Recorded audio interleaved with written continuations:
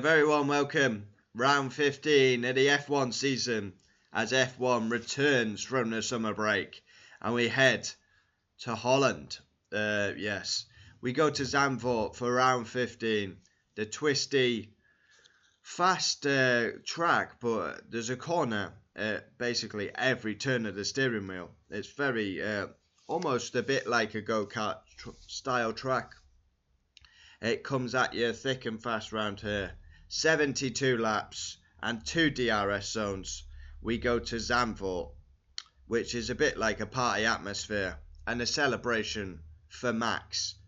The only reason we go to this race is because of Max. It's not the greatest of tracks for racing and overtaking, but it does create a great atmosphere, and at least the grandstands are always full.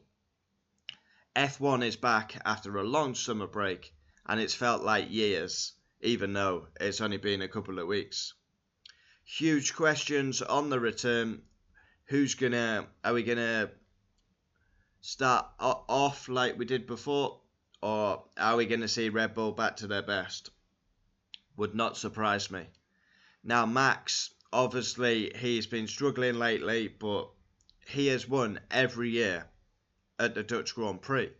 So they put a Dutch race on and he's literally won every race we've had here. Coming into this weekend, I think the weather is a bit unknown, so if we could get a wet race, that would be very spicy. But you gotta say, like, we go to some venues and it's a bit of a dead atmosphere, funeral-esque. Well, you've got passion, full of passion, full stands, orange smoke all over, and it's like a party atmosphere. Perez will change his engineer. His engineer is going on maternity leave. So, yeah, I think Perez is changing from Hugh Bird and he's going to Woody. So, that'll be interesting. Robert Schwartzman will replace Valtteri Bottas for practice 1. And as I said before, it's twisty, it's a fast track, corners on you every turn of the wheel, and you got the embankment corner at the end. It's narrow, it's difficult to overtake, it's mainly follow the leader. The only real overtaking opportunity is down into turn 1. If you get a good run out, maybe the second DRS zone. Big embankment on the last corner, and right, we got some talking points coming into the weekend. First, I would say, who's going to win Zandvoort? I think it's a bit unknown.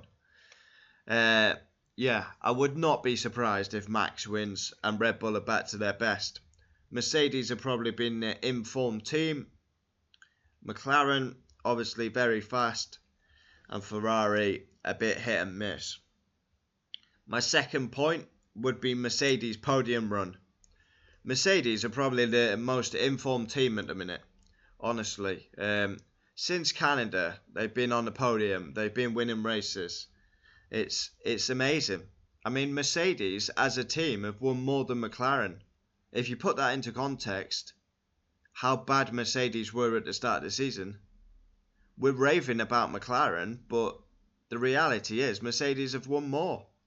I find that just incredible.